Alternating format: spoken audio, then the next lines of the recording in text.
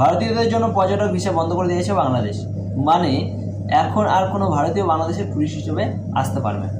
বাংলাদেশের ভারতীয় পর্যটক ভিসা বন্ধের ফলে ভারত বাংলাদেশের পৃথিবীর অন্যতম সেরা ট্যুরিজমের সুযোগ সুবিধা থেকে বঞ্চিত হচ্ছে।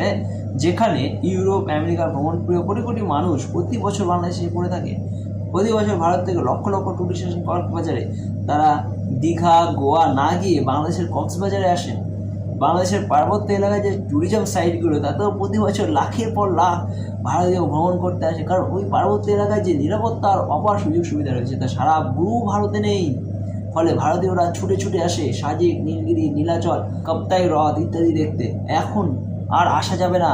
এখন আপনারা বাংলাদেশে ঢোকার মুহূর্তেই এয়ারপোর্টের লাগেজের জিনিস চুরি হয়ে যাওয়া, কক্সবাজারের সঙ্গে নিয়ে ভ্রমণ করতে মবের শিকার হওয়া, বিদেশি নারী পর্যটকের অশ্লীল আচরণ ও ইঙ্গিত করা, ফ্রেশ পাহাড়ি খাবারের মেনু দেখিয়ে পচা খাবার পরিবেশন, রাস্তায় ভিখারি উৎপাত, চোর ছাচারদের হাতে বিদেশি পর্যটকের মোবাইল ক্যামেরা ব্যাগ ছিনতাই, নিরহ রিস্কওয়ালা আপনাকে বিদেশি দেখে 20 টাকা ভাড়াকে 50 টাকাতে উন্নীত করা, ধলা চামড়ার রানী দেখা সাথে সাথেই লুঙ্গির উপর হাতে নিজের শীর্ণ হাতে হাতে ওপেন রাস্তা অর্গানাইজেশনের সুখ নেওয়া, পথে পথে ঘুরতে, রাস্তায় গালিগালাজ, মারামারি, ভ্রমণ করতে গিয়ে হাইওয়েতে হুদাই চেকিংয়ের শিকার, বেশিরভাগ হোটেলের রেন্টের তুলনায় নিম্নমানের সার্ভিস, আর কপাল ভালো থাকলে হোটেলের মোড়ার পুলিশিংয়ের শিকার হওয়া, এইসব মিস করবেন পর্যটক ভিসা বন্ধ হওয়ার পর।